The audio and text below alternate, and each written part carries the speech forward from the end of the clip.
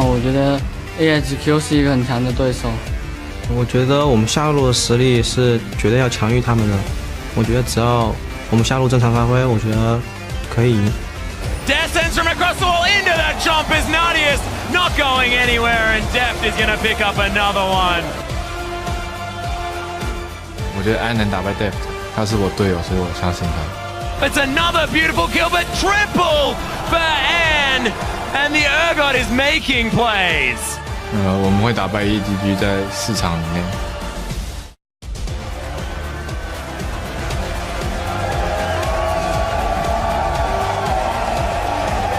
Welcome back, everyone, to the 2015 Mid-Season Invitational. We are one series down and just minutes away from Game 1 of our second semifinal between the LPL's Edward Gaming and the LMS's AHQ Esports Club. But first, we wanted to click over to Twitter and see how you guys are sharing this week's event. At Jacob Kilroy1 is hitting the books while learning a thing or two from Faker's Ezreal. I promise that's going to come up in just a second so that we can see it. Oh, well. There it is. There it is. Study time while watching League of Legends. What could be better than that? And at Red Alex is experiencing MSI Inception here at Florida State University. Sweet seats. I mean, you got to take in Twitch chat, right? I feel like that's the only reason you open the stream while sitting at the actual event. We'll keep those great snapshots coming our way. We're at LOL Esports, and remember to use the hashtag MSI2015. Now, last week, we got our first glimpse of the new Samsung White Championship skins, and among them is everyone's favorite pride-stalking jungler, Rengar. 랭가를 좋아하는 이유는 기동성이 빠른데 궁극기를 사용하면 또 그게 극대화가 되고 He's starting to loop around. Here he comes. He's in stealth. As you learn, they know he's there, but they don't know who he's on. He eats Uzi right away. Samsung White, the 2014 World Champion. Now, Dandy, along with all of our 2014 World Championship skins, will be available starting May 14th. Also, check out our other Legacy Esports skins featuring Fnatic, the Taipei Assassins, and SKT in the store now through June 1st. But now it's time to turn our attention back to the games with our second semifinal between Edward Gaming and AHQ Esports Club. We've said EDG was one of the most aggressive teams, and they've been proving it this week, even grabbing the fastest win at the event in just 22 minutes and 30 seconds. Yeah, they've reverted to their old style. The aggressive EDG is back, and they're doing it with some strange picks. Not only are they picking up the likes of Gragas and Rek'Sai, but the Kalista and Azir are coming through, and I don't think anyone expected that because, honestly, Deft's Azir did not look that fantastic coming through. Kalista, sorry, didn't look fantastic coming through in the LPL, but he's pulled it out. He's playing it to an absolutely massive KDA, and he just does so much damage for his team. I want to shed some light on the misconception about EDG that Pawn is the main carry. He is not. He is, in the first 15 minutes, being a part of 21% of the kills. That is the lowest number out of all the mid laners in this tournament, and because all the games are fast-paced, this statistic is extremely relevant. All the gold is funneled into Clearlove, Deft, and Koro. They are really the carries.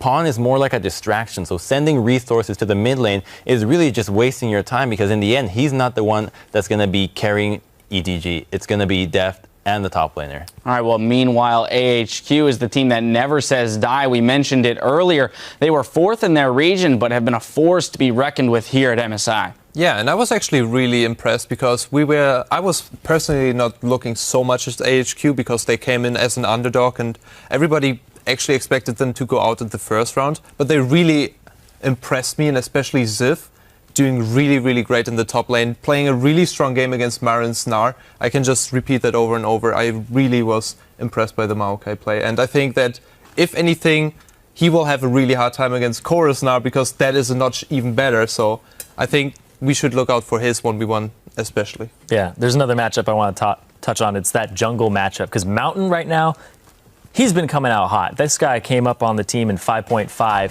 and they just had a stellar run with them through just the playoffs. And now he's here. He's a big part of why they're here. And he's also got the highest kill participation pre-15 minutes of all junglers in the tournament. He's making moves on the map, and they are paying off big for his team. A huge facilitator. Problem, though, he's untested on anything other than Rek'Sai, the 100% pick ban monster. His Jarvan was underwhelming, and if that gets banned, and we saw it highly contested in that last series, I don't know what he's going to fall back on. But of course, you got to jump over to the other side here too, because he's up against a monster. He's up against Clearlove in the jungle for EDG. Clearlove has a career that could be considered one of the best in all of League of Legends in terms of success. He has the highest KDA in the tournament. That's not just junglers, that's everybody in the tournament. He's an absolute beast, and he is another carry alongside Deft and Koro. So this is a 3-threat team here, with Pawn being the distraction. And this is nothing new. Clearlove's done it all season long. This is not like 16% doesn't even blow me out of the water here in such a concentrated size. He did the whole of the LPL season, the longest season in the world, with a 10 KDA. Yeah, and his Rek'Sai KDA was like 48 coming into this tournament after like 4 or 5 games. He's just a monster in that jungle. Cool thing about this matchup is that we know AHQ has been relentless in the early game. In fact, 4 out of the 5 games, they have gotten the first blood and the first tower. But they have struggled with closing out the early leads, particularly to poor vision denial and lackluster vision control. But EDG, we know it's a team that can go late really well, but they've won the fastest. That means that they can also switch gears and play the same game that AHQ can. All right, well, before we hand it off to our casters, we got to go around the horn here, do our predictions. Spawn, you're up first. Yeah, EDG for me in this one. I think that EDG just have so many tools to win this series. I think if AHQ can really play it on their terms, they still don't win. EDG beats them, so I'm all in on that one. I think that's a really, keeping me also on EDG's side, so I will go for EDG as well. I'm going to go with AHQ for this one, actually. When they ask Westro, how do you think we're going to win, he just says with the coldest stare, we'll beat him in 4 games. Like, this guy is the kind of guy that says, did I stutter? That's what he said. I think AHQ can do this. AHQ did give SKT a run for their money, but I do have to go with EDG here. I think pound for pound across the lanes, they just stack up a little bit better. AHQ is the underdog, though, and they have been coming out of this tournament hot. They're a lot better than people expected. Well, let's see how that compares to the fan votes on lolesports.com, where 76% say that Edward Gaming are going to take this series. This is an uphill battle for AHQ, but it has been this whole way through, at least in our minds, and they've proven us wrong so far. We'll see if they can do it again. As we toss it over to our casters to take us into the game, we'll hear from a player that has climbed to the top of the challenger ladder in 3 different regions around the world, and is still looking to go higher. 大家好，这是 AHQ 的西门，我打的是中路的位置。我们 AHQ 是来自台湾，一个出产过世界冠军的地方。刚接触英雄联盟的时候，是我17、18岁的时候。我职业生涯从我在那时候是台服第1，然后那时候被邀请进那个 TT 战队。那时候因为太年轻了，不够沉稳，就发生一些合约的纠纷。然后最后处理是被禁赛了半年。然后被禁赛半年，那时候蛮失落的，就是很多选手黄金期就在那半年。那半年我就也没有继续比赛，就在网咖开实况。然后那段时间在维持台服第1 8个月之后，也挑战了美服，然后在美服打到了第1，然后之后挑战韩服，在韩服打到了第2。那时候韩服第1是 Faker。那后来会加入 AHQ 团队的时候，是他合约已经到了。然后我们就邀请他加入我们 AHQ 团队。就是那时候大家以为苦尽甘来，加入 AHQ 会有好成绩。事实上一开始是打得还不错，但是中间之后开始起起伏伏，就是成绩很不稳定。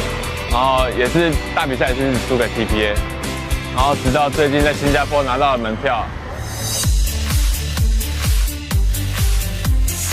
And there is an ace in the end. 世界赛我们输给 EDG， 就是在加赛的时候用1比2击败给他们。大家都放假，他去休息，然后开实况，陪女朋友的陪女朋友。然后我们也经历了一些人选的改变，然后就是希望能再把队伍的沟通做得更好，然后选手操作更精细，更好。就成绩一路起起伏伏。那我们就顺利从第4名的位置，然后击败了老3，然后击败了第2名，然后击败了第1名，然后取得这次 LNS 冠军，然后拿下这次前往 NSI 的机票。我觉得 NSI 是一个参考，就是各区实力的各区的 meta 和各区的实力的好机会。新人很努力，其实我们私底下都叫他地才。所谓地才就是他其实是用努力弥补掉所有他不足的地方。西门擅长的事情就大概是4-1分推，然后他的专长就是小会战他都抠得蛮不错的。对，西门，我觉得他比较刺客型的选手。我觉得他在分推上做得特别好，就是他比较擅长1打1，1打1就是在分推上面，然后可以给对方比较大的压力。他其实是一个蛮不错的选手，对，而且我觉得老天爷真的赏他这一口饭吃，就是希望他能够越打越好，然后变成世界第1中路。靠 AHQ Kobe 的话，我会打到不能打为止。我如果打的表现很烂，我不会让我的粉丝看到我表现烂的一面，我会自己退出。我觉得你有梦想的，就不要怕任何阻碍，去追寻，不放手，直到梦想到手。And what a way for Westdoor to double down in this match. Not only does he get to face EDG, but he gets to face one of the guys that also knocked him out at Worlds. I guess 2 in Pawn and Def, so it's going to be great for him. Hello, everyone. I am Rivington Biz III, and sharing the caster booth with me for our semi-final showdown is David Freak Turley and Martin DeFicio Lunga. Gentlemen, Martin, I know you were getting a little teary-eyed there. You used to watch Westdoor's stream back in the day. I did. Long time ago. I used to watch him when he was ranked 1 in NA and then ranked 2 in Korea, of course. What a fantastic player. He's showing here in this tournament as well. The fist performance from time to time. Yeah. If he can handle himself in the mid lane, AHQ has a chance to win. Well, let's see. We're going to get right into it. Let's check out the starting lineups. On the blue side, it is Edward Gaming. That means it's Koro in the top lane, Clear Love in the jungle, Pawn in mid, Deft at AD carry, and Mako at support. And meanwhile, on the red side for game 1 is AHQ Esports Club, Ziv in the top lane, Mountain in the jungle, Westdoor in mid, and at AD carry, and Albus on support.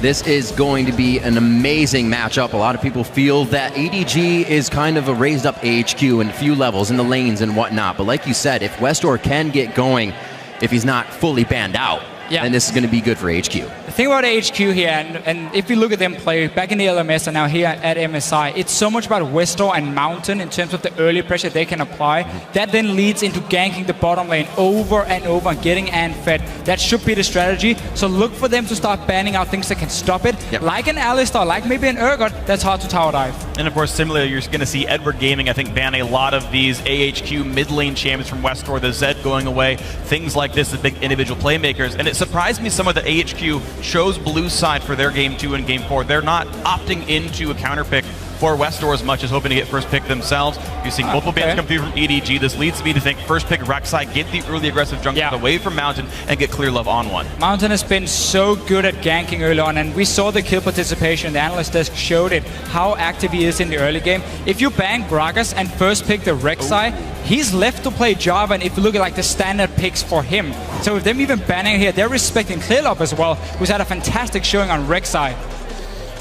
Kalista pickup as well for Deft. Wasn't something that continuously was played by him throughout the season, but he showed up all-star status in a 15-1-10 game already up against Fnatic on that. So with that first pick going over, Ziv now looking possibly to Maokai in the top. It's been Maokai Gnar for him, back and forth. Yeah, we're going to see a lot of Maokai today from him. It's so good to set up these TP ganks with the Maokai, where you just TP down to this bottom lane, instantly dive onto a target. Sejuani will be a little bit new for Mountain. Again, I'm sure he's practiced more of these meta champions. You won't have the same impact in the early game, though. That's the big difference. That's why he's still been playing Jarvan here, despite him getting nerfed a few times, just to have some good early ganks. Yeah, now the thing is to keep in mind with AHQ Esports Club is that even though at this tournament it's all been about their early aggression and the early ganks going in the LMS playoffs, Mountain was 3-0 on the Sejuani. If they do want to go for the team fight style, that even got them here in the first place. These are worthwhile picks up. The Sejuani, I think that does get locked in. It's a pick away from Clear Love, and the big 5v5 dragon fights that got AHQ here in the first place looks like the style. But EDG is going to get a lot of strong picks. Hecarim would be open for Koro in the top lane into this Maokai here, a matchup we've seen time and time again for himself. And also, Kalista, it's a bit of a weird story with Kalista, because back in LPL, Deft had horrible games on Kalista. It seems like he just played it, trying to show maybe force a ban with it by showing I can play it. But at MSI, he's been first picking it. He's been performing well. We have to see if he can do the same against Ant, because he has to expect a lot of pressure coming his way. We already heard AHQ say kind of 4 games, right? That means the first game is kind of the pitch you look at, make sure you know what the other team is doing and where their aggression is going. Yeah. Seems like they're going to get a lot of picks they want on the side of EDG so far. But wait a minute, no. That is a lock-in. That's not a hover, that's a Thresh and a Nautilus now for EDG. All right, so either it's a massive miscommunication for Edward Gaming or the Nautilus is going somewhere else. Now, I've seen this champion played in like every lane. I've seen top and mid Nautilus, but yeah, I think I've seen it, I've cried, and now we're gonna see it in the jungle, most likely for them. I think Nautilus jungle is such a risky pick because your early game, I mean, your damage is so low for a jungler. So when you get into these early ganks and early skirmishes, all you really offer is a whole lot of CC. The new Nautilus out as well will max his E typically. Yeah. So you don't have the W damage you normally had. So I'm not too sure about this one, but it's a team fighting pick. I actually do think the E damage is fairly high. I have a friend I play rank 5s with a lot who plays a ton of jungle Nautilus, and his actual damage fairly high. Diamond Delo. And it's fairly high. I think he has a decent damage output. I put the footprint similar to Sejuani. The engage is a bit slower, granted, but we'll see how it pans out. More engage for the bot lane, though. AHQ is still looking to make team fights happen, and they've still got a lot of playmaking potential in the bot lane as well. Keep in mind, the Twisted Fate of Westdoor is still left open at this point. This would be, I think, a very likely pick to complement the rest of this team for AHQ here. A lot of team fights available. Really depends on what the mid lane pick will be for EDG, because we know the Fizz is there as well. Zed was banned away, despite Westdoor. He played a few times. This is one of the champions he's known for, but Zed is not that great in the current meta. I feel like there's other picks he's had more impact on if you look at the last few weeks, but that's the first ban obviously for EDG. Hecarim, I wouldn't be surprised. We talked about it before here.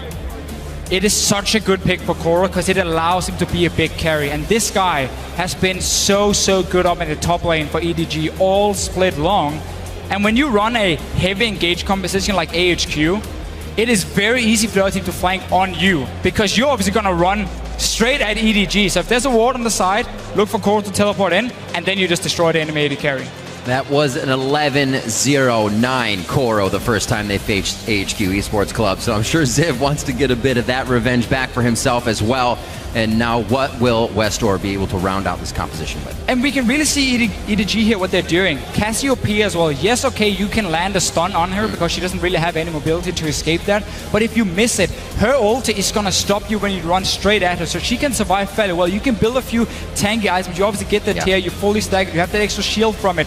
And then you simply buy time with the rest of your lineup. You got the Kalista jumping backwards, you got Box from a Thresh, you got the E obviously from Nautilus to just kite and wait for Koro to come in with that teleport, and then you simply collapse on AHQ. Well, we'll see if they can collapse on AHQ, because look, AHQ wants to collapse back onto Edward Gaming as well. Pawn smartly looking at Cleanse right now for a summoner spell in the mid lane, but AHQ has 1.5 million ways to start team fights out. Honestly, in almost all these lanes right here, Edward Gaming fairly similarly, a lot of engaged power, but a gigantic front line for the twin carries of Pawn and Deft to just chunk damage out from back. And AHQ has so many ways of starting tower dives. They got the tanks who can stand there. They have all the instant CC to lock them down. They have the Twisted Fate porting from the mid lane. They used this early in this tournament here, and Westdoor would sacrifice his own lane just to keep ganking the top lane where they were trying to shut down a Cassiopeia. He can do the same here in terms of ganking the side lanes and just start tower diving left and right. Well, the teams have been locked in. There were thoughts that both of these teams would face impedances on the way here, that Ziv had to go to military training and they wouldn't have time to train. Pawn wasn't feeling well. Both teams have overcome anything that was put in front of them and the teams to get here to the semifinals. And now we will see what they have for each other as the champs are locked in and loading onto the Rift. Make sure you head over to Twitter and start sharing your predictions. As always, tweet at LOL Esports and use either hashtag EDGWin or hashtag AHQWin. We'll be checking in periodically to see who you think will advance to the finals. These players are going to have quite a say in that here as we start Game 1. We're on the Rift. And everyone's predictions coming into this series were that this was going to be a very bloody set of 3 to 5 games, and Champ Select is going to show us that it's probably going to be exactly what everyone is expecting. I'm glad we've got 2 people to yell about team fights here. Quick shot. Probably would have killed himself if he was the only man to yell during team fights in this one. You and me, Riv, going to have a lot of yelling, a lot of champions picked out. I think it's safe to say when Sivir Leona is your bottom lane, it only goes one way, and that's forward for AHQ. And let's look at Mountain as well, because when he's been playing Rek'Sai, he would often do 3 camps, possibly only 1 buff, and then 2 camps beside that, and he just go straight bottom lane and start ganking. Sejuani again, she's going to be weaker in the early game compared to Rek'Sai, which we normally see for him. I wonder if he plays the same style and still just goes for all these early ganks, or we get to see him sit back a little bit more and try and farm. Well, we'll see which style ends up working out here as the beginning starts come through. You're seeing Ann with a very safe opening.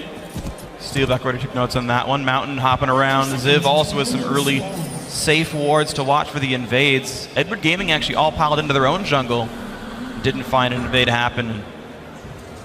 Looks like just battle lines and really no actual deep vision for either side, and they're going to have to blind pick their lanes. Playing it very safe in the start. AHQ is a team that normally doesn't lane swap too much because they want to keep Ann and Albis on the bottom side for some dragon pressure. They play a lot around these dragons here in the early game, and obviously also for this ganking power they can have where you set it up with your support. So they're going to take this lane matchup. It is not an easy one for AHQ. They're going to be pressured a lot in the early game, and they just have to survive until Mountain is ready to start ganking, or maybe Twisted Fate hits level 6. Keep those wards up, figure out Clear Love's pathing through the jungle. He's definitely going to try and be in your face, maybe even on this Nautilus early. We will have to see. Bottom side, we see the Gromp's going to be helped, and the Krugs as well to the other side. But no, the lane swap actually came out quite late there. EDG is going to get free side to the top. So EDG deciding to swap it up top side. I'm not sure they were expecting AHQ to be there and just want to try and counter swap it for themselves. I think it's very likely they didn't come in to freeze the lane. They didn't do Gromp first. EDG just was hoping to dodge all the wards and be like, surprise, we're here. Oh, crap. And AHQ, I think, getting lanes that they would rather have on this one. Thresh great against Leona, Kalista great against Sivir. Really, really good for AHQ then. Not the end of the world for someone like Koro because he's running Smite on Hecarim. We see like the European Hecarims like Huni who runs Ignite for the more early to mid game pressure. He likes to go Smite though. For Koro, it's more the skirmish Saber, it's the late game scaling. And it does help now in these lane swaps with the double jungling, even when you start doing some camps on your own. Very nice by Mako, trying to be a little bit troublesome here. See what he can get out of this. Once they tag the red, though, if it goes up, they are going to know of his presence. Look, and he's already got friends coming in. Exactly. It's going to be 3 versus 2 up in this jungle. Mountain and Ziv going to be there and in a very sad party in this one. They know. There's the hook onto Ziv. This is going to be a fast first blood. Mountain still trying to focus on that red buff as much as he can, hoping it was only a small skirmish, but then 2 more members of EDG pop out. Really good read from AHQ, though, with Mako moving in to just spot it. He knew that the bottom lane from HQ were on the bottom side, so there wouldn't be enough members to collapse on him. He could even play it safe and just back away in case he had found someone too early. Albis now will be spotted. HQ already swapped into top side to make sure Ziv can get some farm under here because the wave is already pushing in. And it's a 2 versus 4. Ziv right now isolated as a 1v3. Mako takes the first turret shot. Early flash from Ziv trying to get away. Koro is low, has no escape. They're going to trade one back, but Ziv will also fall. Both top laners dead. And now Mountain's in a really bad spot. Flashes in, gets some depth with the snipe. 3-1 EDG. 3-1 for EDG, and such a good start from taking that red buff, pushing in the top lane as well, saying, we're going to stop you from even getting to that tower. Only the Maokai was standing there. You saw Albis, he was already zoned away, so they could take the first kill. Yes, traded 1 for 1, but at least get a second one after. Denied all the farm as well. That's the big deal. This Maokai is being set very far behind already. And of course, Koro not being set behind at all. He got 2 assists during that one. He's already down into the lane 1v1ing a Sivir, which is not a hard matchup for this Hecarim overall. And meanwhile, a lot of denial, of course, had gone down towards Ziv. Yeah, because HQ didn't get a freeze in the bottom lane, seeing as they were doing Gromp or helping with the Gromp, but then walked down to the lane. So he was pushing into the tower. And when you've just seen so many members on top side, you know you can safely teleport down. There's only going to be a one-on-one, and had not managed to bounce the wave on the tower. He's going to try and do it. Now you can see how he just grouped up most of the minions to hit one of them and just try and sit back and see if he can deny something for Koro. But he's already on 18 CS and 2 assists. And it's left Pawn to hang out mid lane, have fun. 33-20 in that CS against Westdoor. He's been a little back and forth with the damage and figuring out, should I go top to help the team, should I not? It's been a lot of options for AHQ here to be pulled back and forth in the early part of the game. And what's so smart as well from EDG is in lane swaps against the likes of a Leona, if you push in the wave, you force her to recall, go up and help the top laner, or go for a dive herself. Because there's no top laner to dive on the bottom lane. She has to go up and help the Maokai, and then she can't roam, which is something she does so well in the early game. So you basically freeze her right there as a melee support. She's not really helping a whole lot when it comes to Ziv and farming. So they completely nullify the early game. Yeah, sometimes Leona lanes in these awkward sort of swap 2-on-2s. There's actually a lot of kill pressure there.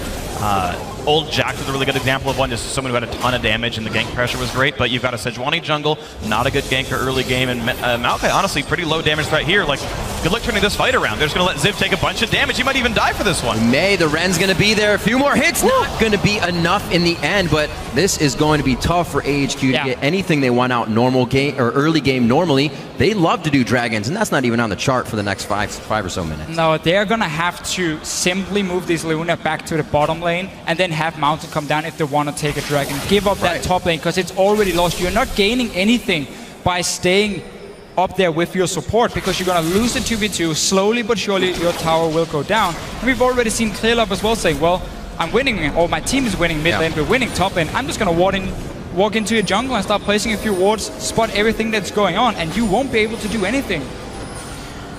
Edward Gaming is crushing this lane swap, absolutely. More hooks come in. Pawn is also winning the 1v1 against Westor. This could nearly be a kill, actually, as the Petrifying Gaze comes out. Westor down to 400 health in this one, and just down the line, Edward Gaming absolutely dominating the lane swap from the buff steal early on in the game to the fights afterwards. EDG crushing the early game. And that's something they absolutely repaired from their playoffs in the LPL. AHQ has to go for a fight. Turn them down in some of their games. Wow! Gets hit up there. Mountain now trying to come in as well to get a little more crowd control on. Elvis has already routed Mako for his escape here. He flashes on. Does he have the Daybreak shield? Good hit by Clearlove to get the passive stun off. It's still a skirmish before the turret, and that means Mako goes down, but Clearlove will make it out.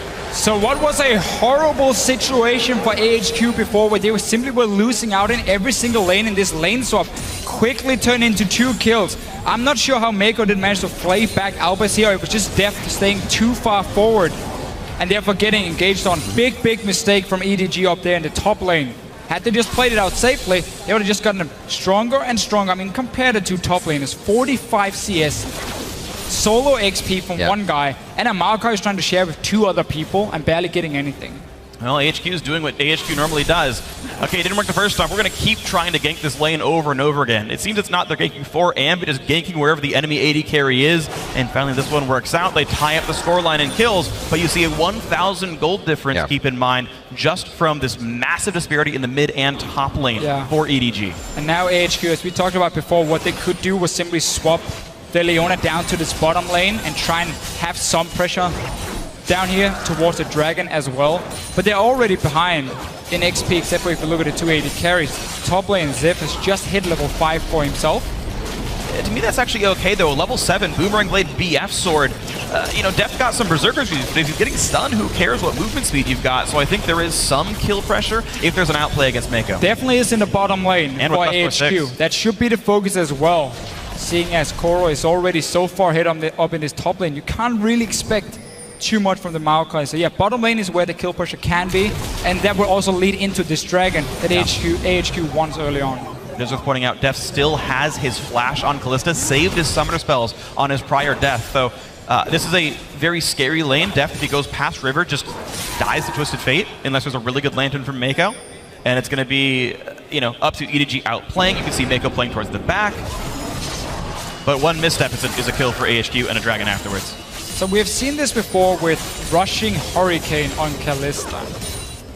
I've never been a big fan of it because you have great AD ratios, so getting that early BF sword is so important for your early trading. This is simply going to be more about having early wave clear and start shuffling out lanes. He's obviously maxing his E, so there will be some damage from the stacks, but he needs quite a lot of them in the early game, and that's very risky trades when there's a Twisted Fate on the map, when there's a teleport from a Maokai who you know likes to go bottom lane. If you have to sit and take long trades with the enemy AD carry, you risk getting killed by these globals.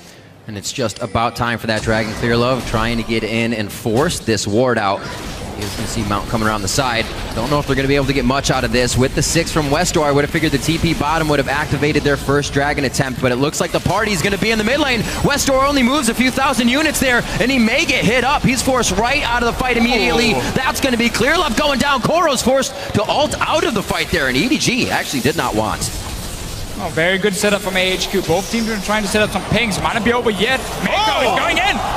Mountain very low in health. The box comes out as well. The re-engage on the left-hand side towards Pod. Albus just trying to buy time. He will sacrifice himself for the team as Koro, now being chased out, will not take the wild cards. Gambit would be ashamed, but EDG walking away from this one. 1-1 in kills overall. AHQ burning all their ults for the first one. No fight left in them. He just got the kill on Clearlove before here. Both teams really trying to get some pink ward control. The ward you saw from AHQ is simply to allow Westor moving from the lane down and then teleport to this bottom lane. You saw the pink just behind the blue buff to make sure no wards would spot him. But that's now going to be cleared out. And EDG is taking full control of this river with their own ward. So they're the ones now who can start looking for picks around the dragon, who can roam from the bottom lane and up, and obviously try and spot when this Sejuani is coming. There's only one way for Mountain to really gank now, and that's going to be jumping over this small wall into the river and then go for it. So as long as EDG keeps decent vision there, they should be okay. Well, prioritizing those mobility boots for Mako. They don't have the double sightstone just yet, but are keeping that vision where they need it so far. 4-4 on the kill score. Just about that 1,000 gold lead still, as we have yet to see a turret or a dragon go down. Pretty incredible to see for both of these teams that love to get those early objectives. We're going to have to wait for AHQ to get their ultis back. Yeah. Or we might see the next move from them. They're obviously a team in the early game very ulti dependent on setting up these ganks with the likes of a Twisted Fate. Leona has now hit level 6 for Albis. Mountain will have his own ready as well. Well, it's worth pointing out, though, that ultis are not, it looks like, with no teleports up for the top laners, that big advantage they've got up for the top lane with Koro. Sun was in his eyes. Yeah, okay. Misses that one. EDG going to get some control back, but without teleport, the top lane advantage here doesn't really mean too much for team fights, ganks, or dragons. But what means a lot is these pink wards from EDG in the river. They spotted Mountain coming in there, so they started moving from the lane already before anything even happened. They keep denying vision from AHQ, and they want to contest everything. When you have Cassiopeia in the mid lane, she's so strong in these one-on-one fights, so you can always move from your lane and start fighting them if they want to kill your pinks. And it is a Chinese team after all. You don't kill their pinks. So both teams approaching Dragon. Let's put this in perspective. What's the perfect engage from EDG? What are they looking for? Well, for EDG, really, they don't even need to engage. That's the beautiful part for them. They can wait for HQ to try and start a fight by them popping, Sivir ulti, Leona, everything. And then you disengage back. You have clinch on your Cassiopeia. You're building early magic resist. And you wait for Koro to get a good flank with his TP home guard. And that's how you simply turn the fight around. And AHQ, they just have to be able to lock down one target and focus it. Every single member has to kill that one guy. If we see Cassiopeia, Kalista stay alive, that can be enough for EDG to win the fight. And speaking of Cassiopeia staying alive, though, just on tier and just a Negatron cloak does not make her durable yet, but Cleanse is just now coming back up the window where Destiny was up and Cleanse was not. That one's now closed, or the door, if you will. Koro still without teleport, though. These 4-on-4s, I think this is a window that AHQ should use, being that Ziv is so far behind Koro. Koro's got his challenging smite already. He's got the home guard boots. This is this 1.5 minute window where things can happen for AHQ. Solar Flare is back up. All the tools are here. Mountains towards the bot lane. Yeah. EDG's warding control is so darn good that they keep spotting him. Look at the two wards here on the bottom side, one near the Gromp and one just around the tri-bush behind the tower of AHQ. That's to spot Mountain coming from the only way he really can, unless he's running straight through the lane itself to try and set up a gank. But there's double flash obviously for EDG in the bottom lane, and if you see a Leona randomly firing an ulti right on you, you play it safe and you flash away from it. And EDG is definitely playing this one for the map control. They do not want to give this first dragon up. They're sitting across their team on just about 5,700 gold in their pockets that they go back and spend between the lanes. 2,500 of that is on their AD carry. Wow. It's going to be the kill on Westor. They relieve this pressure. Might be a little bit easier to back and spend all that cash money. Who needs teleport? We just walk down the river. Meanwhile, team fight on the bot side. Steph gets stunned up. Now will be a kill coming towards Ann. Now Mako's got to be careful. Still no TPs available. Not even Destiny with Westor dead, but a 1-for-0. The re-engage forced the flash from Mako. AHQ managed to turn one back around. And Def dying once again here. Had flash ready.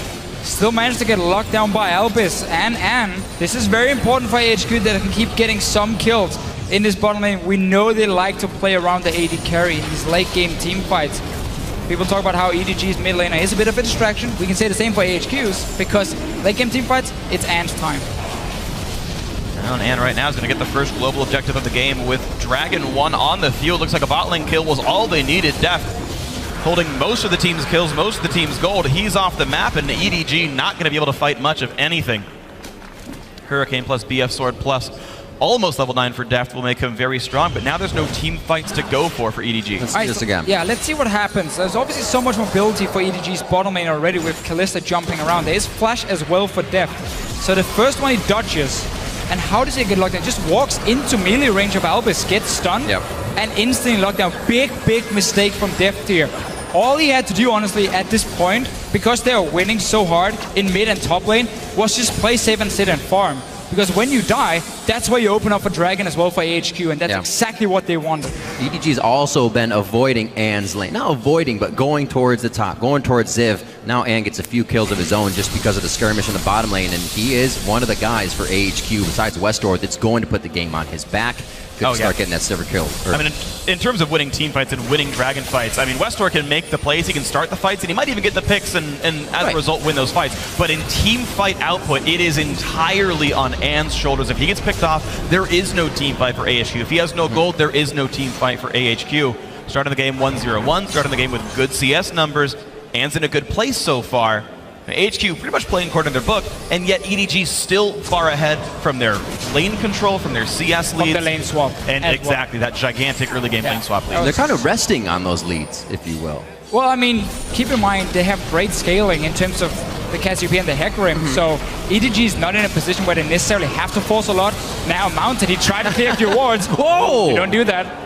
Pawn just wanted to shout. He was happy about the situation. Mountain looked like he could get out of this one. No, wow. The Fangs get into the backside of the boar, and they move Mountains. We've definitely seen Mountain have a weaker early game impact compared to what we saw when he played Rek'Sai, even when he's picked up Jarvan in the past. He's trying to clear out some of these wards around the mid lane, but you can't do it when you already lost tower, and the Twisted Fate is sitting at the tier 2, trying to wave clear himself. You're on your own here. And the Cassiopeia and Nautilus combo with so much CC and single target damage will take you down every single time. So as we cross into the mid game, about a 3,000 gold lead for EDG. Dragon or not, this laning phase has been pretty happy for them overall. Pawn, we said maybe it was Deft who was the big carry, but Pawn right now is having the highest impact and the highest difference between him and his opponent. 40 minion lead right here, despite TF being such a great wave clearer as time goes on. Pawn going to be an absolute crusher in team fights, for lack of a better word. Something that has to be kept in mind. You mentioned, Officio, the scaling advantages. I tend to agree. TF is going to take a long time to catch up in terms of damage up, but I feel like around 4 items in, TF starts really destroying people, but that's, of course, a very long way away. There's going to be like a 15-minute window where EDG wins in damage output. It's not like AHQ has a bad scaling themselves. You got the double tank. Even Leona late game is very strong, and you got some decent damage. The problem is, how do you stop Koro from just constantly pushing up the top lane? Maybe you can just flash on Deft though instead of Koro. Oh, that was a clutch lantern, but in comes more! Here it comes, Westdoor's in, pulls the card. That's going to be Ann's kill, actually. Mako does make it out alive in that situation. Doesn't have to use any summoners because didn't have them, but very scary as AHQ starts to put their foot down here. And we talked about how AHQ, they love to gank this bottom lane. When you have Sejuani, when you have a Twisted Fate, you set up these ganks here so effectively. Deft dying 3 times now. Has been farming okay, has been picking up a few kills, and very early QSS for him, saying, you guys got so much CC, I know I'm going to be one of the targets. You know what? Stuff's right. He's right. And you can see in all their builds and summoner spell choices, right? Pawn got cleanse, he's popping it almost every single fight. Westdoor rushing a Lichbane for more of this. And now Ziv looking for a TP flank. Can they get something here? Yeah, Westdoor ghosted into this one, so it's just squaring off as he gets into the fight. The team's actually reconsidering this one. Mountain gets hit, but then Ziv goes in. I don't know if they want this on all the same page here for AHQ. EDG recognize that, and they begin to go in. Koro gets one. Actually, that's going to be Pawn picking it up as Koro dives in with the onslaught of shadows. And as AHQ sees the fight, they don't want any more of it. Ann's able to pick up a retribution kill there for Ziv, but still back and forth. These guys are neck and neck all the time. Yeah, AHQ just trying to force some fights themselves. EDG had 3 members around and managed to pick up at least 1 kill and trading 1-1 in total. The map is starting to open up. The outer turrets are starting to go down. This mid tower's been down for a few minutes now, and it has given a lot of time for EDG to play around the mid lane, and yet Westdoor managed to get that 1 gank on the bottom lane. Unspotted, and got a bot lane tower for it as well. And now AHQ's big ultis are coming back up for the next team fight with Dragon in a minute. We can watch this fight one more time. Very few ults for AHQ, but they come out okay. Yeah, so it's 4v3 here. If you look at AHQ, EDG just kiting back. We keep talking about how you can kite, especially also with a Nautilus jungle. You provide so much CC, so much AoE slow, until you single out one target. They do get him down. Koro will sacrifice himself, and very importantly for AHQ, picks up the kill. So after all is said and done, it is a 1-for-1 trade. So the next objective is gonna have to be this dragon. For AHQ's side, can they create a pick at first? With all this engaged, they do run. Let's see what summoners are down. No flash for Deft if they can get onto him, but he has the QSS we need to remember. Yeah, pretty poor target selection for AHQ. The poke cleanse as well. It will be tough. Exactly. Picking someone down going to be hard. The slow turn team fight, though, going to be an interesting one to watch. Of course, 1,200 gold sunk into a Quicksilver Sash does kind of lower your damage output as an AD carry. And you got to feel like the 2-item completion Sivir is actually probably the biggest impact in this coming battle. All ultis up for AHQ. A few summoners down. EDG with a gold lead, but they're going to start Dragon first. So seeing as EDG has no wards around this Dragon here, and they know with the QSS and the cleanse, you can't just walk in and expect a fight to happen where you lock down a carry. They wisely just back away. What you need to do then is trade for the Dragon for a top tower. You gotta get something when the other team invests 4 members on one side of the map. You need to be able to get something elsewhere. They are sending 2 guys top, but it's starting very late for AHQ, so suddenly EDG has now 2 options. Do we just push the bottom side of the map and say, if you go 3 top, we take either your bottom tower or your mid tower instead? Oh, wow! A couple crits in a row, and Pawn's chunked pretty late. And Spell Shield's just enough things to stay alive, but Pawn still has ulti for a coming battle. Westor gonna play wave clear duties, pop the ulti, doesn't look at the TP. Open anything off this one. Oh, right, and the flash gets out of that, goes back with the onslaught of shadows, cuts it down, and it looks like Elvis is just going to be there to be a nuisance. Koro is getting help from Clearlove here. Pawn's coming down just on the left side. They still have their bot lane in the bot lane. This is pretty greedy. Gonna be tough. Koro under the turret. That's not where he wanted to be. Westor is able to pick up a kill now. Mako in on the Fade's call, and he's thrown backwards. They don't want any more under the turret. And EDG, AHQ, 1-1 there. Wow, the hardcore dive gave away extra kill. Koro, I think, a bit too bloodthirsty on that one. EDG giving away the kill they had picked up already, but we're seeing Edward Gaming hold on very nicely against his sort of pick composition. Still holding on to the lead, still pushing turrets better. But second time where Koro does go a little bit too ham and ends up dying after they got the first kill. We saw what EDG wanted to do, okay? You put members on top side, good. We force something down here. First a few crits in the mid lane and dropping lower than Koro coming in. This is why playing AD carry in the current meta is not always too fun when a big Hecarim just dives you and absolutely destroys you in the very end. And Koro could just have backed away right here. You got 1 kill, try and get this bot lane tower. It's only Westor defending it. And the rest of EDG decide, no. We're gonna kill Westor. We need more kills. And that doesn't go quite as well. Mako missing the hook, gonna get thrown in there. Deft, I mean, has plenty of damage output. They could nearly win this fight, but enough tank stats. Westor kites it away well enough. They clear the way if they get minion control for that, but yeah, a bit hard to dive past undead turrets. We're gonna have to take a look at Deft and the damage he can do in team fights. Building Hurricane against multiple tanks is very, very risky because you don't run any crits, so you don't really have a whole lot of single target damage, and you need so many spears to be effective, and it's hard to get enough down on multiple members because one guy's gonna try and always zone you out, and that's gonna be a problem for Deft if we have these straight-on fights. He will have a lot more wave clear though and fast pushing potential. Yeah, but the Frozen Heart Rush for Ziv, first item after the Catalyst, I mean, it's really going to hurt Deft. Stun's going to land on a Mako. There is a Fate's Call, though. You cannot go for the support of a Kalista. It just does not work out. Deft flashing away, of course, himself. Look at the play. Deft flashing away so he can pull Mako to safety after AHQ once again trying to look for these picks here. Not afraid of investing multiple members on one side if they can try and go for something. They are falling further and further behind. Now, another pick may be coming. What a pile on that Glacial Prison locks up 3. Mountain's coming up big in this fight. Elvis has eyes on Pawn. So does Westor, but they turn it. Clearlove very low as those two go down. Pawn and Mako now not a part of this fight as Clearlove also skirts off down the mid lane. Koro came in but was not able to help from that bottom side of the map here. EDG is starting to lose a bit of ground. And now 10-8 in favor of AHQ. And Baron's alive on the map right now with a Lich Bane, Twisted Fate as well as 2 items in the AD carry. If AHQ wanted to be risky, they could go for a big objective like this. AHQ not a team that cares much about Baron control. They're going to play it much more safely. Okay, I can't complain too much. It is really great to see, though, AHQ, how ready they are to punish EDG when they feel a bit too greedy. There was 3 guys staying fairly far pushed up in the mid lane after you just had to spend flash in top lane, even ulti from Kalista to pull 2 guys away. And AHQ has multiple ways of engaging, not just the Leona ulti. So they say, okay, you're staying 3 guys pushing up, we're gonna go for you. 2 more kills secured, mid tower as well.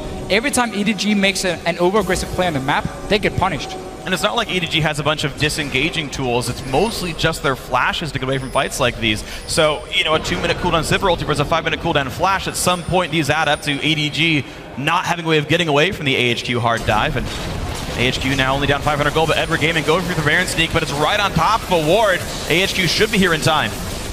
This is going to be intense. I think ADG definitely going to pull off and look for the fight. You don't want to be caught in this Baron pit, though. They may not. There's the Righteous Glory going in. Mountain dives across. That's actually going to be rended out by Deft. Baron goes to EDG. Ziv is onto Deft, and he's not going to be able to do much, but he throws Mako to Westor. That could finalize him. They both go down, and the onslaught of shadows comes through. Edward Gaming looking to clean up this fight now as Ziv's got no damage left. All the carries are gone. A 4-for-2 fight plus a Baron with a triple kill for Pawn.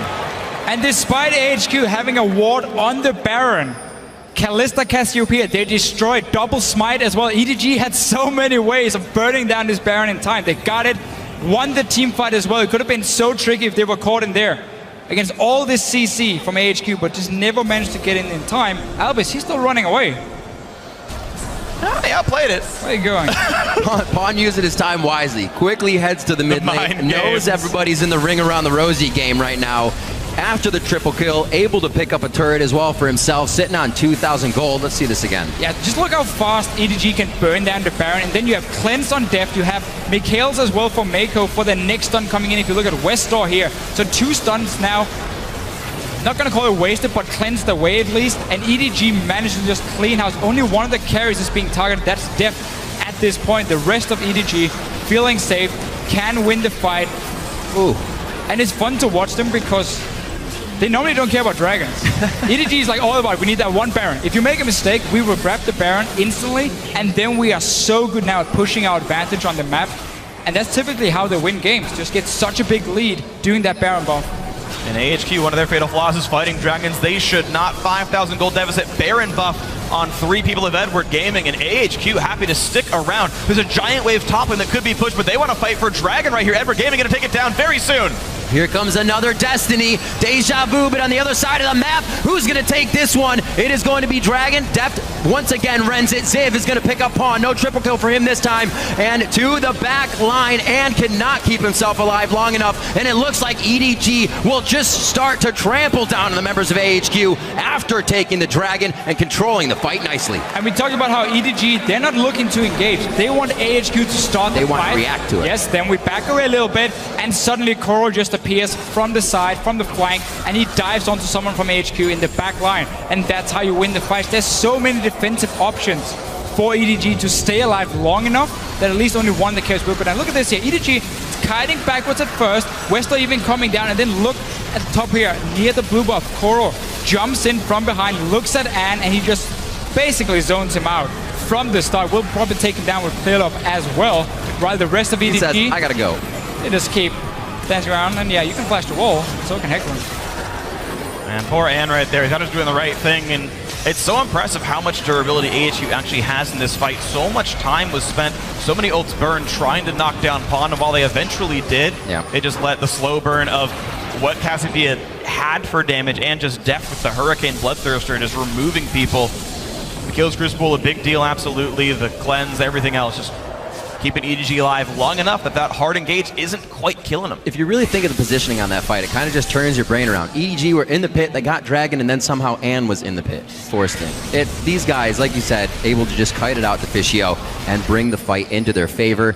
Throughout the beginning part of the game, it was very neck and neck, but the dominoes would always fall in favor of EDG. They were getting the turrets. They were pushing towards AHQ's base. AHQ's only had that last surge, but it looks like it's been stopped again. AHQ have managed to get kills when EDG spread out on the map. The last few minutes they've stayed together. When they were focusing Baron, Dragon, they were staying as a unit. So when the fight happened, AHQ only managed to take down one of the carries. It wasn't enough to win the fight. If EDG goes back to splitting up, that's where the Twisted Fate, that's where the Maokai TP will start making, or possibly making plays for AHQ. We can see EDG here. 2 guys on top side, 2 guys in the mid lane. So there are now options for AHQ to suddenly go for someone. No cleanse either at the moment. And we go back to grouping. Yep, Edward Gaming, they want to knock down these 2-2 turrets, put a lot of pressure on them. They know they are the stronger team, and so far it's been hard for AHQ to start fights successfully. Top lane tier 2, wave cleared away safely by Sivir. That push isn't quite going to work, but it forces Ziv to recall back and go defend the top lane. So split pushing not really getting a lot done for AHQ. Of course, a split up map would be great for Twisted Fate. Edward Gaming not falling victim to that. They are very cognizant of the team comp they are fighting against. They've done so well to survive all these Twisted Fate ganks from West Door. Stay grouped. Look at the boots upgrade here on a Cassiopeia who doesn't run Ghost because you are forced to go for Cleanse. Yep. You now get the 12% speed up instead when you cast an ability to somewhat make up for the lack of Ghost and give you that extra mobility, kiting potential once again. Because it's also a very aggressive build. Going Death Cap when you know so many guys are going to dive onto you. No Rylai's coming in yet, no Hourglass. You have control of the fight, and now this armor they've produced is like you have an AP AD carry, right? You can just keep spitting out damage as fast as that guy is. No RNG to worry about, you're doing the damage. You're relying on your shield and the fact you have Cleanse and Mikhail's to hopefully keep you alive. Wow, he even got Lifesteal, or not Lifesteal, but Spell Vamp. What is... And he's not going all the way for Will of the Ancients. I mean, he's just stopping on Revolver here. That could have been a cooldown item afterwards. Definitely thought that was going to be a faster Void Staff. Yeah, but Spell Vamp. Merc treads some Spell Vamp, like he's probably sitting on the 130 Magicus or something here for Pawn. 105. I guess when he has an Aegis nearby, it'll be 125. Then I'm close again. But if you think about it, if you look at the start of AHQ, they haven't stacked a whole lot of magic resist. No Locket for them. If you look at Mountain in the jungle, it's gone for Warmox instead, so that's more HP. Yeah. You don't really need a Void Staff at this point yet. I mean, there are all the items you can get, but honestly, I do think Void Staff will still be the best, just because it is so important in the late game. Right. But clearly he's valuing getting some Spell Vamp and maybe, again, a bit more survivability. He knows he's going to be targeted at first. There's a little bit of beef they have to work with that'll help in the kiting to stay alive. It all works out, and that speed synergy from the Fuhrer boots as well. See if that comes into play big in these ones if he does have to kite even more. Minute on to Dragon. This game has kind of hit a lull here. Clear Love going with the Iron. You can see he's gigantic Nautilus now with that Elixir. Well, you can see what happens when the enemy team is full of amazing wave clear champions. Sivir and Twisted Fate, two of the absolute best in their roles. So turret sieging is honestly a bit of a futile choice here for Edward Gaming, so they're playing the objective game. They've spent the last few minutes prepping this Baron. It's up now, and look at all the wonderful blue wards around the map that lets EDG crush this one. 2 smites and the Callista. I don't care who gets it, someone in EDG gonna kill that Baron. We saw how fast they took it down before, and they didn't hesitate. They just started instantly, despite even having a ward in the pit from AHQ. Wasn't even pinged out by EDG.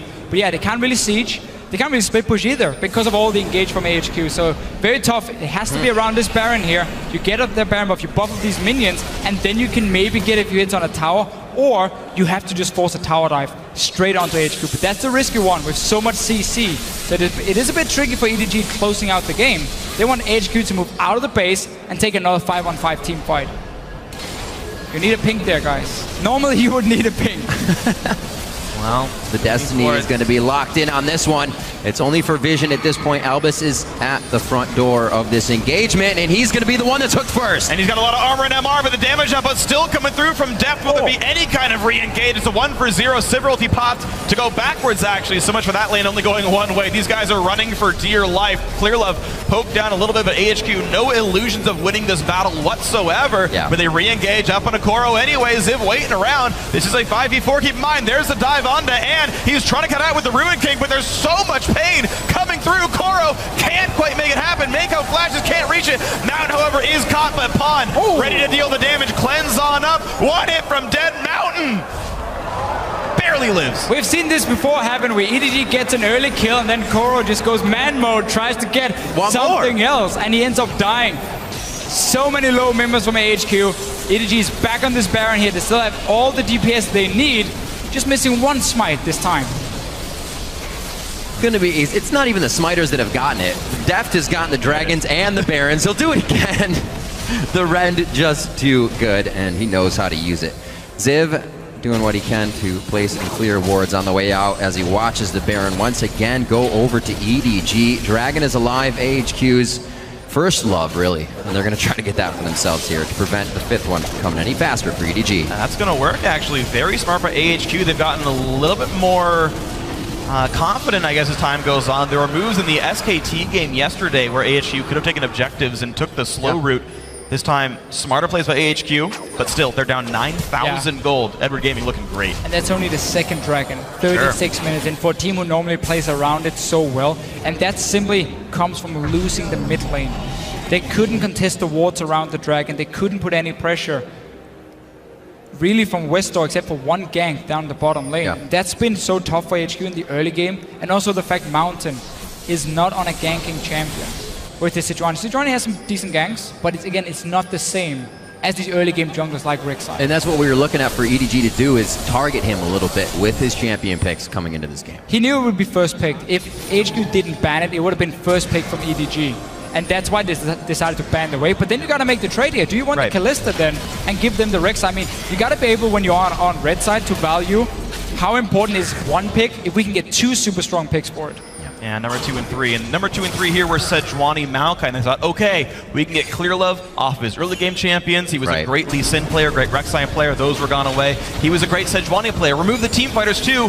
Clear Love goes down to Nautilus in the tier list. Yeah. And looks all right for him. It looks really all right for him. Just in the jungle, being harassing early with the entire team. They made sure to make it even harder for Mountain. The Destiny comes in here at the second tier as AHQ looks to stop the push. Once again, they have good wave clear. EDG knows they can't really split up too well, especially when there's no teleport on the side of Koro. So just trying to stay around. They have to buff the minions. They will get at least the first tower down. Whoa. Might get engaged. Great grab onto Ziv. He may have to stay in this one. No, he actually goes Twisted Advance to a minion to flash out. They want the full team to defend the base. There's the hook onto Mountain. Westdoor is there with a gold card as well, and they are trying to evade this fight by any means. That's a flash and 2 ultimates, though, just to disengage from basic ability cooldowns here. I guess Mako box, but it's not really that important of a spell right here. EDG still able to keep pushing on. Baron buff still on a few members. AHQ doing what they can to remove wards from over the wall, but Edward Gaming looking to knock down an inhibitor for too long. Very methodical in their ways this game. Like you said, Deficio, really hasn't been many initiations by them, but working off AHQ, trying to get into their face, and actually backing off on this one. Not going to go for the inhibitor turret, so again, playing it safe. A huge wave towards the bottom side of the map has caught their eye. Koro's sort of there to push it in, but of course, nice awareness by AHQ to get Westdoor down there to clear it as well. We are, by the way, at a 4-item Twisted Fate. This is the break point where I feel TF starts to do meaningful team fight damage again, so don't be surprised if he chunks out some tanks. It is a champion that I think ADG has to go back to respecting now. But he's running without Hourglass. So for Westdoor to dive onto the carries from EDG is so risky, because they can take him down in a matter of seconds. And the fact, again, they have these cleansers here to get out of his stun makes it hard for him to do a full combo with the wildcards as well. So it's very tricky for Westdoor to play these team fights. He might have to just sacrifice himself trying to kill someone from EDG. He's gonna have to get Hourglass if you really want to dive in. I think right now their plan is kill minion waves as fast as possible, and honestly, tank killing, I guess, is doable. It's a 4-item AD carry Sivir with Blade of the Ruin King, so that damage output's actually quite good. And low cooldown wildcards are going to be at 3 seconds at this point. And that's damage output that does matter eventually. Westdoor also, keep in mind, stacked deck is a pretty good ability. TF ends up having some decent damage. It's no Cassiopeia, but a champion I don't want to underrate too terribly much in this game. Either way, Edward Gaming have not gotten a lot done off their 2 Baron buffs so far. They've not knocked down an inhibitor turret. They've still got bot lane tier 2 to go. And Dragonfire have nowhere in sight either, so bashing their heads against this wave clear team has been difficult for EDG to make progress. We'll get a few hits on tower here, so just timing the wave. As long as Westdoor isn't there with Anne, AHQ won't be able to instantly clear it. So by him sitting mid, at least the last outer turret is gone for EDG. And they might just look, if they don't feel like they get a good opportunity to potentially get a kill or maybe even a dive if AHQ is split up, then they might just wait for another Baron and keep playing around them, hope that AHQ is walking out of the base into a 5-on-5 team fight. Well, HQ really relying on that Destiny, not to get into place, but really show what EDG is doing and how the AHQ can get around them and route them for the fight. Albus picking up the Banshee's Veil now so he can stay alive longer in the initiations here that AHQ wants if they can get the right one. If you want magic resist as a support, just get a locket. Right. I mean, you might as well buff up the rest get of a Banner your team. of Command. Banner of Command. You've got a locket from Nautilus, so remove the TF wave clear option, promote some minions, make even more pressure for AHQ to deal with. really don't like supports going for greedy defensive items for themselves. You're not that important as a support. Oh, be and careful, Koro, he's important. He's going for Ann right now. Is the peel going to be strong enough? Burns someone to heal. There's the ulti in as well. Ann getting chunked out by the Cinder Hulk. And another stun comes through. The flash of the wall. Koro, though, survives this engage. And in comes the rest of the team. Not the cavalry, ironically. But Edward Gaming still pushing through AHQ out of the base. Dragon in 30 seconds. Baron in 1 minute. And map control remains with EDG. So now AHQ moved out of the base. We instantly saw what EDG wanted to do. Didn't get any kills for it. So as we mentioned, we might be in for another Baron. It is a big cooldown off this field, though. That's the only global TP that Edward Gaming has. Twisted Fate one-shots waves at this point. He is going for Zhonya's or Luden's next, so he's going to get even more scary as time goes on. But AHQ is a team that used to love doing 1-1-3 split pushes, and that's actually a tool they can use the next 5 minutes. As EDG takes down Dragon, only number 3 right now. And then straight over to the Baron itself for them. And AHQ needs to make a decision here. Do you want to risk being caught in a team fight by trying to stop this Baron? Or do you want to give them another one and just sit back in your base and keep wave clearing? I almost feel like you have to try and take the fight because these buffed up minions are the ones that make it tricky for your Twisted Fate, for your Sivir to constantly clear them out. And that will buy time for EDG to break in the base. But at the same time, if you cannot get the right engage, because you have no wards at the moment, you're just going to have the Twisted Fate ulti for vision. And they're going in for it. They want to fight. Oh, they put their foot down immediately. Elvis tries to go through. The Zenith Blade misses. They're on to Koro, but he dives back out of the fight. Westor's on the side and Ann's on the back, but they're not able to deliver any damage right now. That Boomerang Blade, however, flying through. Mountain gets the first one. Def's going to pick up a kill. They're winning it! Westor. They are picking up the kills they need. The HP bars of EDG are falling, but a second guess here by Mountain and Ann may have given EDG the edge on the fight. Pawn is not going to try it again. Koro and Albus back and forth as he cuts down Albus finally. And what a scattered fight. These are going to be lasting forever. That was absolutely tense. A 10,000 gold deficit. Oh God, Allen's going to die for this one. Or they're and just the heal from Koro is going to be enough. There's the ace on the backside of 2 for 0. Watching Koro play is very, very fun. The dodge there on the Sejuani dash. And once again, AHQ, they just pile on so much CC to the backline of EDG, but they couldn't lock down 2 carries at once. I don't know if they have the mana for this. Pawn's out and Koro's he's completely out of mana. I don't know if they win this. I really don't. Come on, Baron. Show us what you can do. Oh. Oh. Oh. Oh.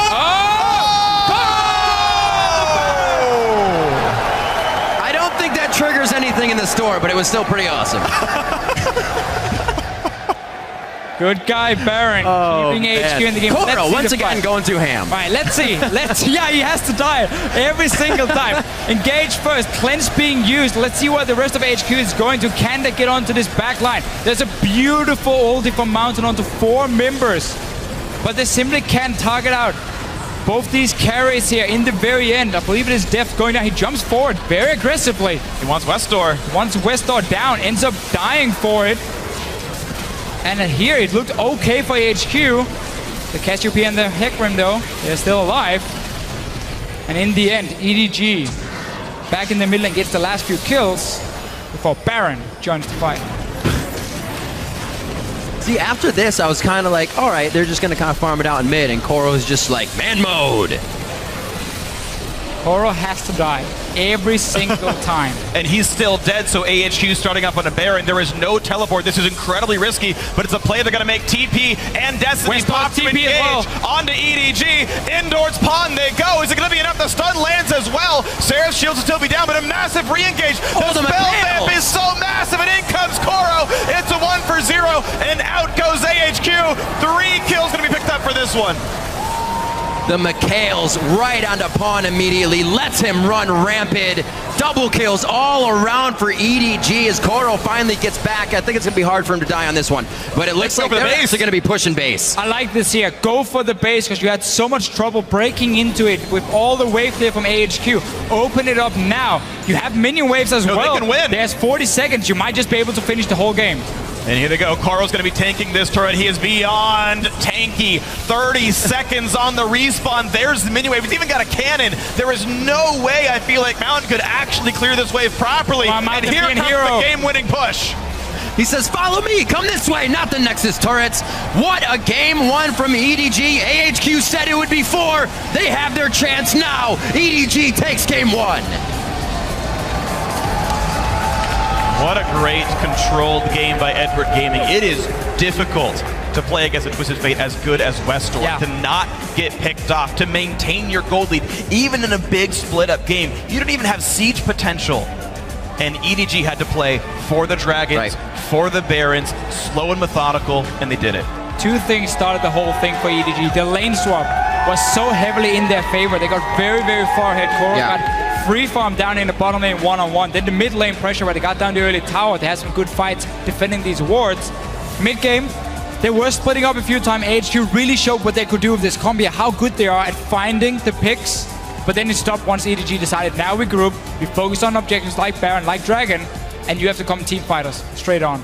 I love the early, I wouldn't say adaptation, but the call from EDG. We saw them with Clearlove down at the Krugs. They were ready to help him do that, right? And then they went up top. Right after they did their side of the jungle camp, they just took out Mountain in his jungle, took his red, and made his life hard. We're going to see what the analyst desk has to say on this and get their take on Edward Gaming's first win of the series.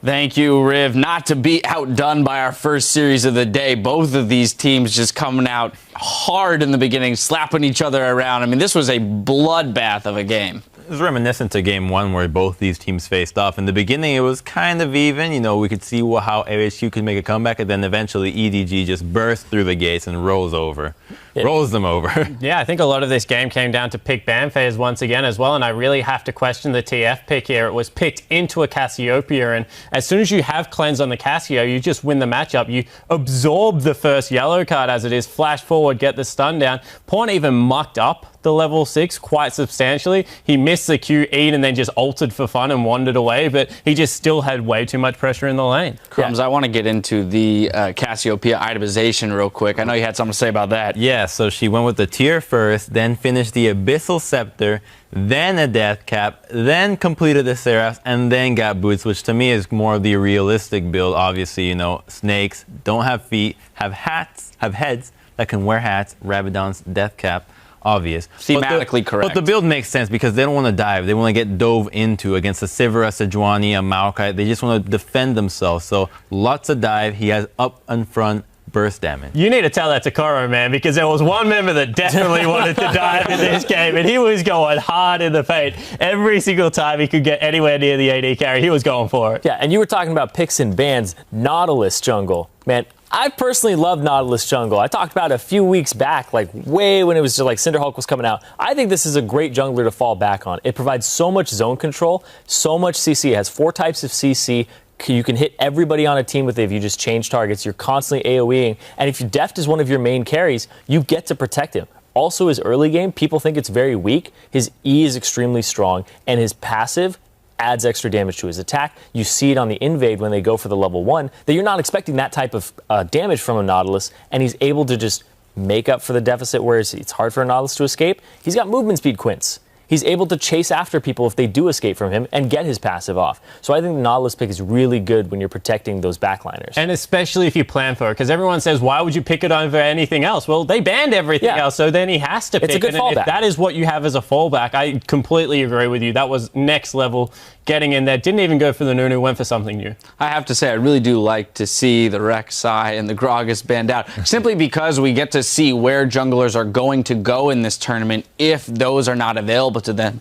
Rek'Sai has dominated so far this tournament. Now we see Nautilus being the 4th pickup for these junglers. I think the story of the game came down to the level 1. So AHQ started off by smiting the Gromp and giving all of the XP to the bottom lane. Now that would have been a great strategy had there been a regular lane. Oh.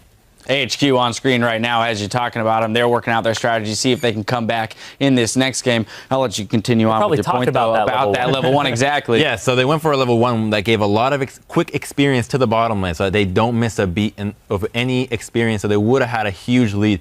EDG, though, accurately reads AHQ thinking, okay, they really camped the bottom lane, go for the lane swap, and then has the better jungle path to invade the red buff.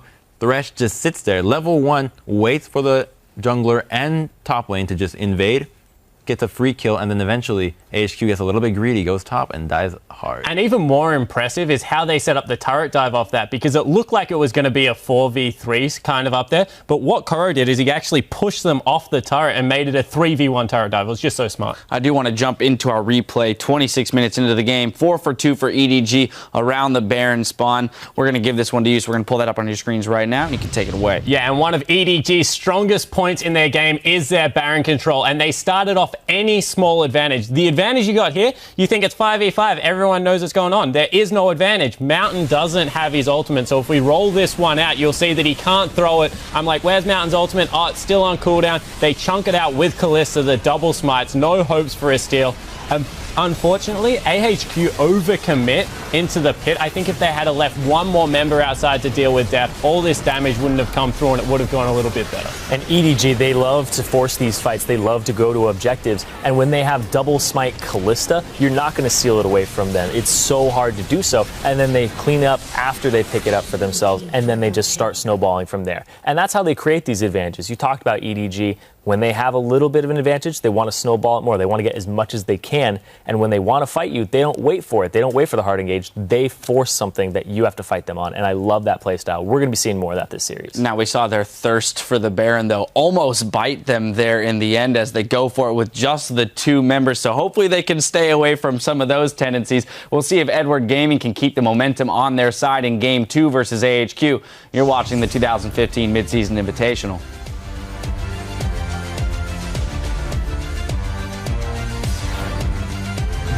If he can handle himself in the mid lane, AHQ has a chance to win. Their bot lane, in the bot lane. This is pretty green. Tough. Koro under the turret. That's not where he wanted to be. Westdoor is able to pick up a kill now. Glacial Prison locks up 3. Mountain's coming up big in this fight. Elvis has eyes on Pawn. So does Westdoor. They turn it. Siv is on depth, and he's not going to be able to do much, but he throws Mako to Westdoor. That could finalize him. They both go down, and the onslaught of shadows comes through.